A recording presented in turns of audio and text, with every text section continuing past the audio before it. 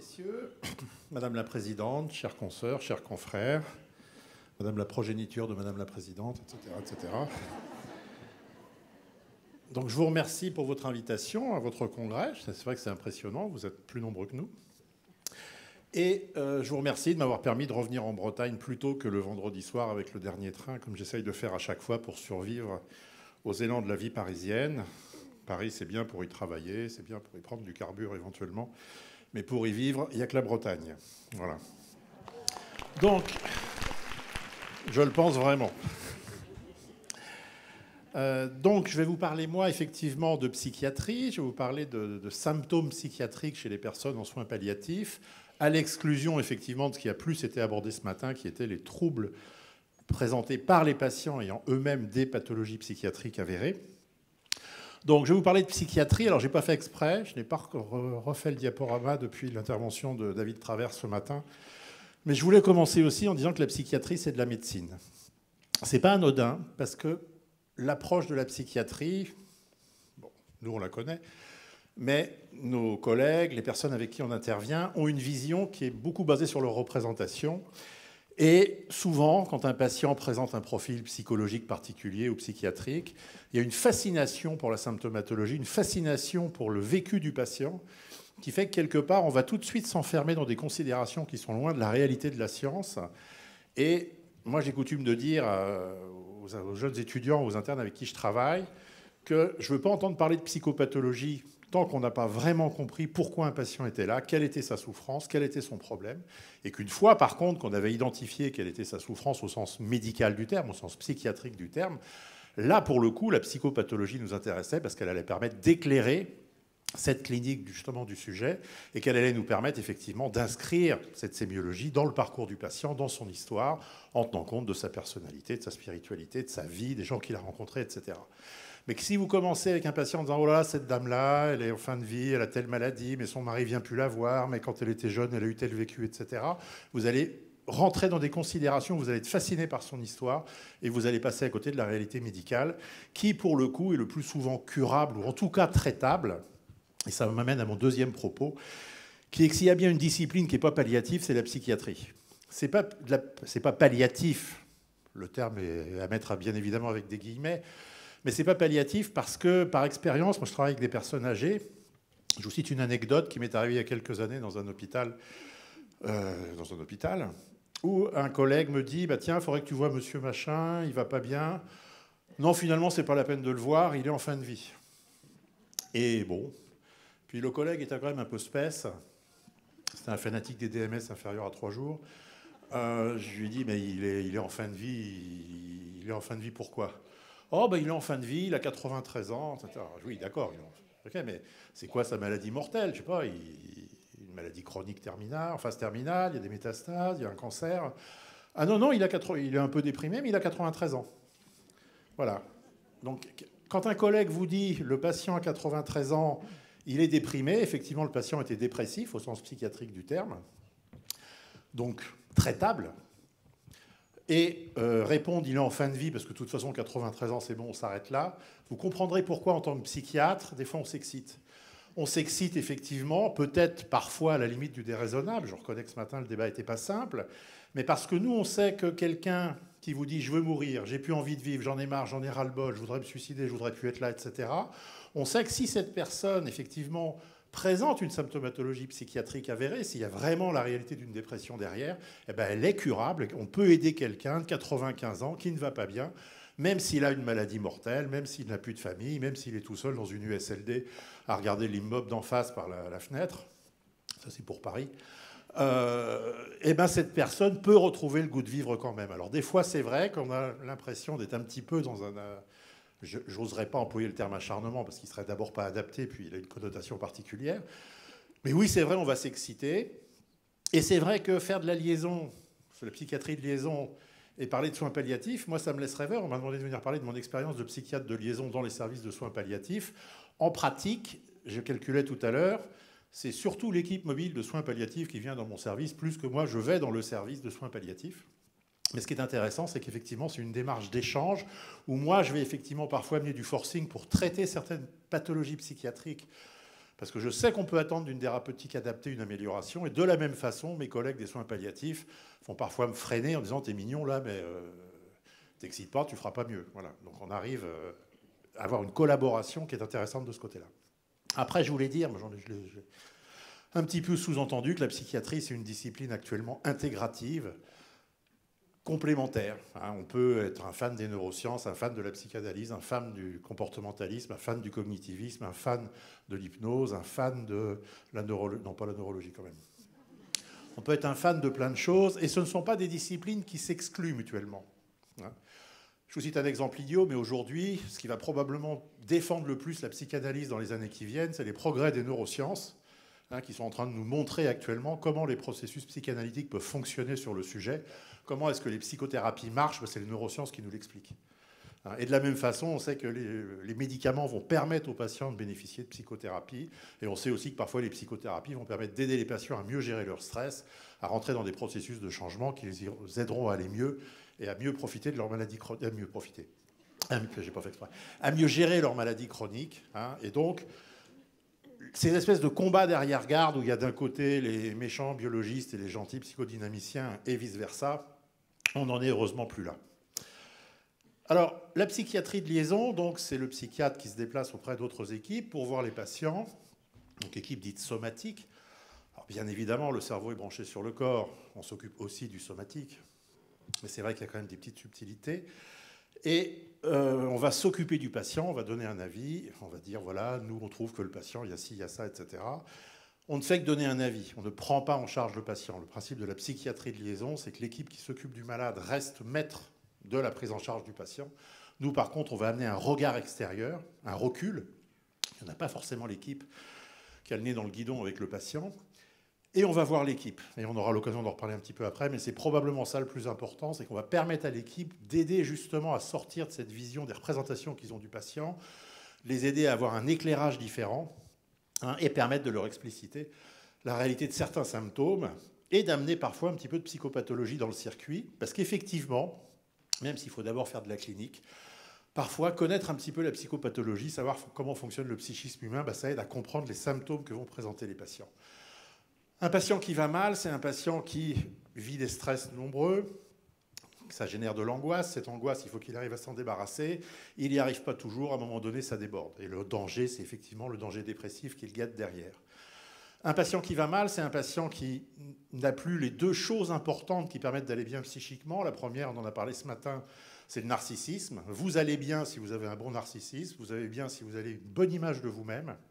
Sauf que quand vous êtes dans un lit de soins palliatifs, dans un lit de médecine, dans un lit d'EHPAD ou du SLD, que vous savez que vos jours sont comptés et qu'effectivement vous n'avez pas la capacité de vous adapter suffisamment pour effectivement arriver à avoir un narcissisme qui va à ce moment-là reposer sur le vécu que vous avez, sur le côté positif de ce que vous avez pu avoir dans votre existence, si vous bloquez là-dessus, parce que de par votre personnalité, effectivement, vous avez peut-être du mal à vous adapter, à vivre dans l'instant présent et à effectivement faire un bilan positif de votre existence, vous allez développer des symptômes qui vont effectivement pas être forcément ceux qu'on attend. Pareil, la deuxième chose pour aller bien, il y a le narcissisme. La deuxième chose, c'est faire du lien. Vous allez bien si vous êtes en lien avec le monde qui vous entoure. Si vous avez des investissements objectaux ou libidinaux, pour reprendre les expressions de ce matin, si vous êtes en lien avec le monde qui vous entoure, si vous êtes amoureux, si vous avez de la famille, si vous avez un boulot, si vous collectionnez les timbres, si vous avez un chat, si vous faites de la politique, si vous avez des idées, etc., vous êtes en permanente interaction avec le monde, vous investissez des objets ou des gens, vous faites des deuils.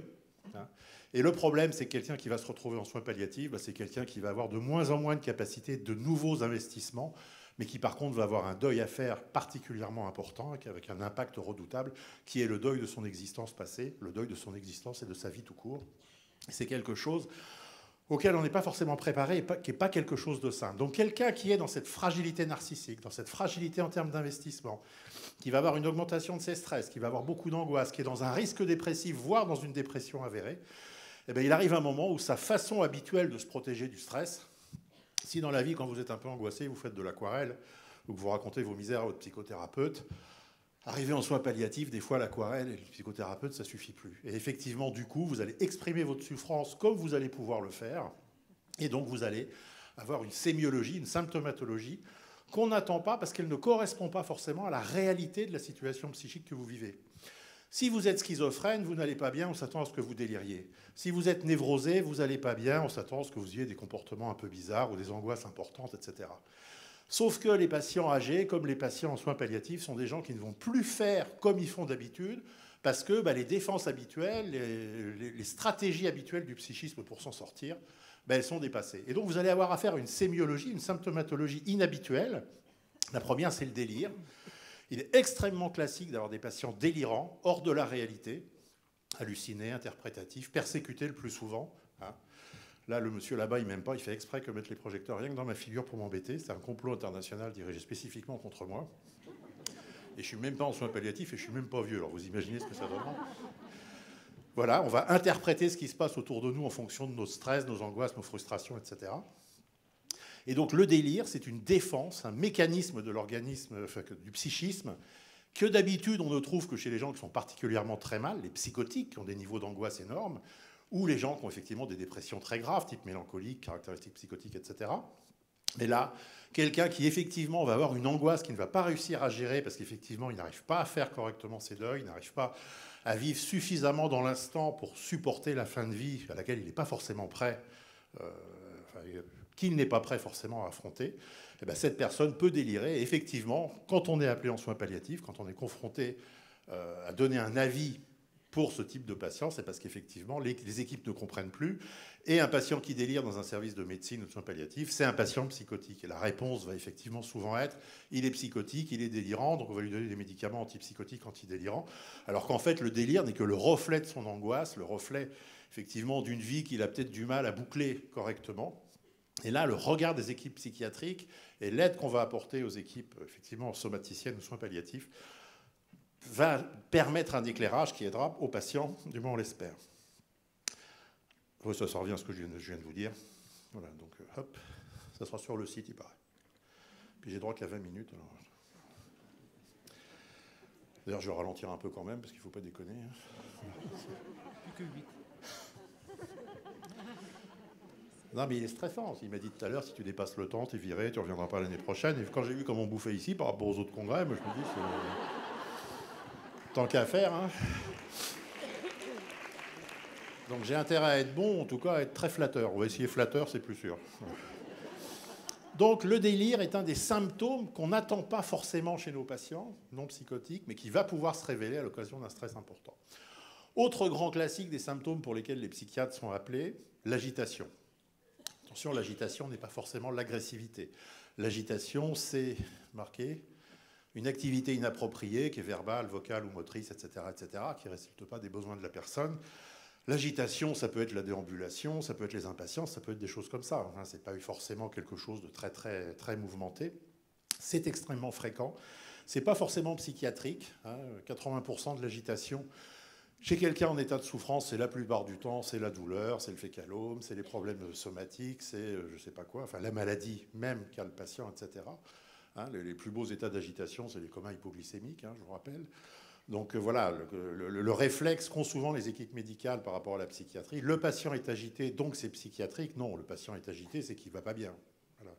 Après, une fois qu'on a éliminé ce qui peut être potentiellement quelque chose de somatique curable, on va effectivement voir un petit peu si ce n'est pas aussi les médicaments. On sait que la plupart des traitements, ou beaucoup en tout cas de traitements, notamment psychotropes, peuvent avoir des effets adverses, peuvent générer de l'agitation.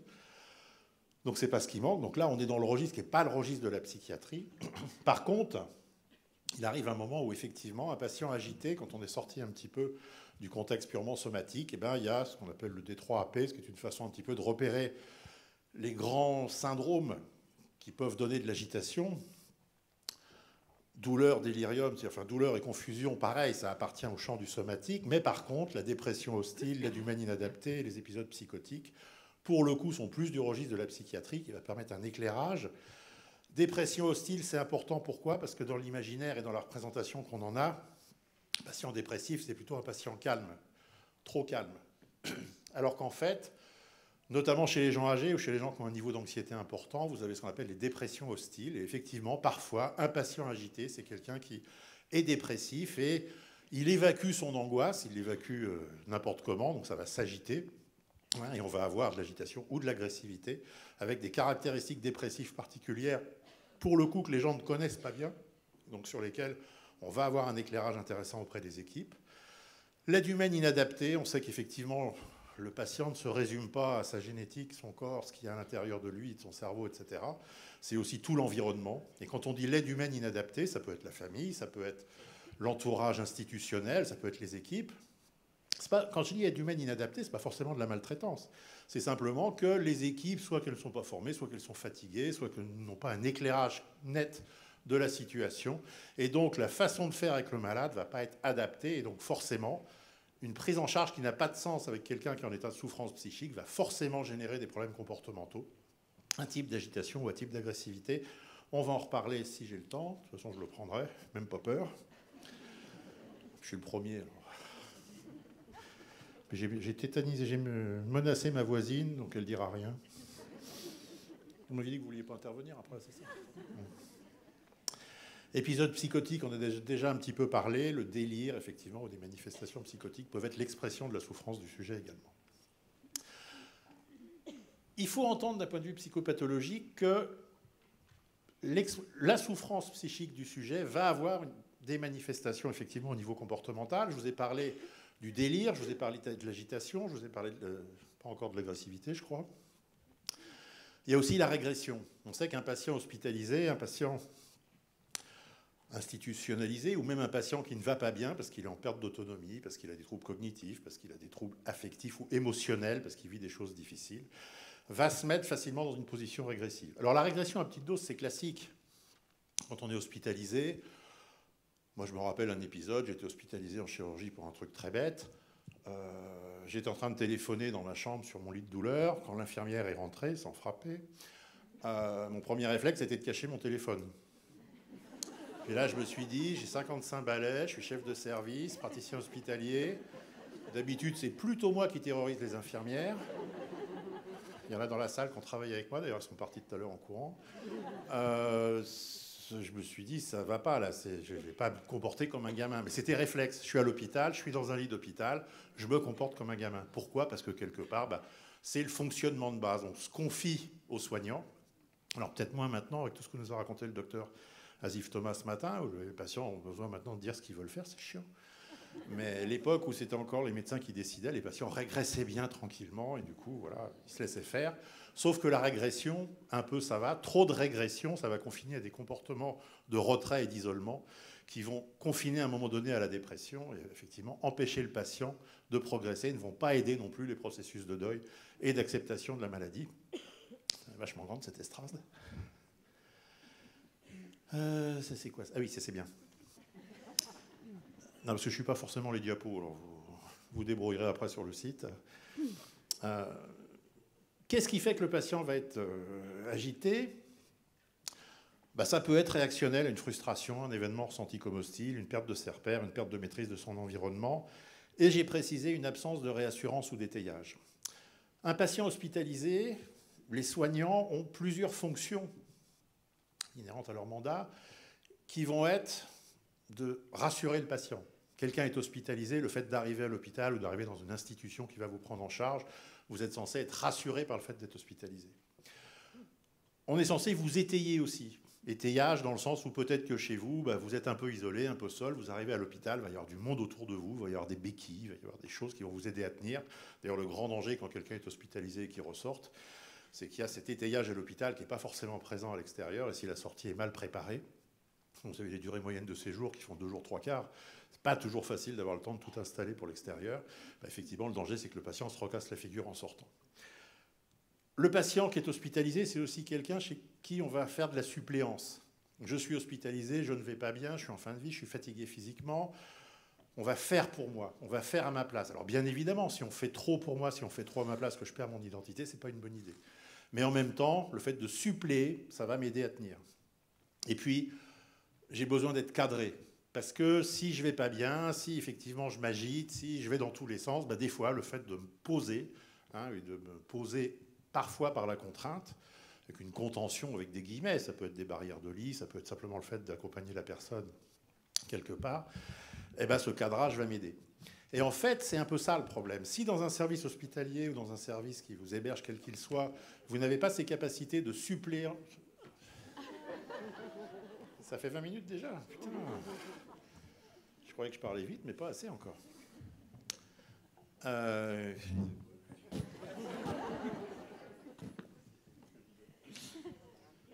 Suppléance, voilà. Si vous n'avez pas... Ces 4 mots sont 4 mots, nous, sur lesquels on essaie de faire réfléchir nos équipes. Suppléance, cadrage, réassurance, étayage, c'est des choses qu'on va faire implicitement. Tous les soignants dans les services le font. Mais le problème, c'est qu'il faut le faire au bon moment, à bon escient et dans les bonnes proportions. Voilà. Et parfois, le regard de la psychiatrie de liaison, c'est un regard extérieur qui va permettre de dire, voilà, le patient ne va pas bien, il est agité, il est anxieux, mais vous le cadrez trop, vous ne le cadrez pas assez, mais peut-être que l'étayage n'est pas suffisant, etc. On n'est pas dans le jugement de valeur, on est dans simplement le fait d'essayer d'avoir une photographie différente de celle de l'équipe. Vous savez, quand vous êtes immergé 7h32 par jour avec un malade à l'hôpital, ou qu'effectivement vous êtes tout le temps avec, à un moment donné, vous n'avez plus cette capacité de prendre ce recul. Voilà, donc nous, notre boulot, c'est aussi auprès des équipes. L'agressivité, je passe rapidement, il y en a plein de raisons d'être agressif, la plupart du temps en lien avec les motifs de l'agitation. Juste avant de finir, pour ne pas me faire engueuler, des problèmes qui font que le patient peut être agité, c'est bien évidemment la sous-qualification. Des fois, c'est vrai qu'on a des équipes qui changent tout le temps. Quand je dis sous-qualification, ce n'est pas forcément en termes de niveau. Hein. Les gens peuvent être très bien formés. Mais là, pour donner un exemple, il n'y a pas longtemps, je cherchais un collègue à l'hôpital Charlefoix. Je cherchais son bureau. Je ne sais pas où il était. J'ai demandé à quelqu'un dans son service où était son bureau. La personne ne savait pas. Et je me dis, si une infirmière ne sait pas où est le bureau de son chef de service, c'est un peu inquiétant. Ok, moi, j'aimerais bien que les miennes ne sachent pas où est mon bureau. Ça m'arrangerait des fois. Mais, voilà. C'est-à-dire, les filles, elles changent tellement de service et sont tellement à droite à gauche qu'à la fin, elles ne connaissent même pas le chef de service. Alors, la probabilité qu'elles connaissent les malades, je ne vois même pas. Voilà. Et puis, il y a les difficultés, la confusion des rôles. Je cite cet exemple que j'ai vécu dans un service de soins palliatifs où un changement de soins pour une sonde de trachéotomie, l'infirmière tenait la main du malade et c'est l'épouse qui changeait la sonde parce que le patient trouvait que c'était plus sympathique que ce soit sa femme qui le fasse. Et on s'est retrouvé dans cette situation complètement folle où la femme faisait les gestes techniques et où l'équipe faisait l'affectif. Et c'était pas simple. Alors, il peut y avoir des aménagements, bien sûr. Hein, on travaille avec les familles, on le sait. Mais là, en l'occurrence, c'était une inversion complète des rôles. Et c'était absolument ingérable. Et puis, une mauvaise gestion de l'empathie. L'empathie, c'est la base du travail, surtout dans des services comme les nôtres et comme les vôtres. L'empathie, c'est je comprends les émotions du patient, je lui dis que je les comprends, j'en prends même un petit peu sur moi de temps en temps si je suis en forme. Mais l'empathie, c'est pas la sympathie.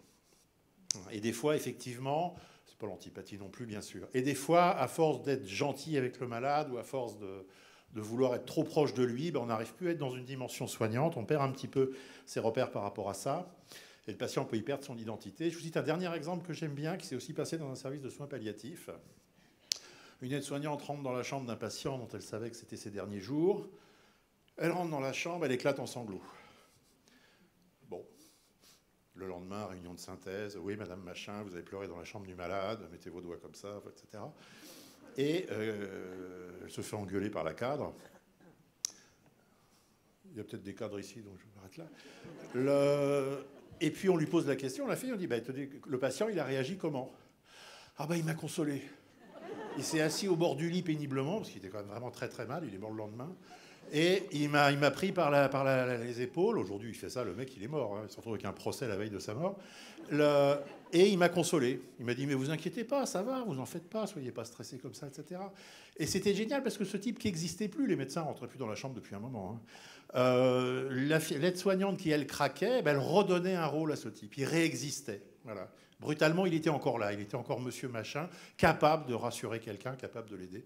Et ça, c'était quelque chose de particulièrement positif. Et le boulot du psychiatre, c'était aussi ça. C'était d'amener ce regard-là, en disant, finalement, ce qu'a fait l'aide-soignante, ça a permis au patient d'exister différemment qu'avec sa douleur, son anorexie ou je ne sais pas quoi.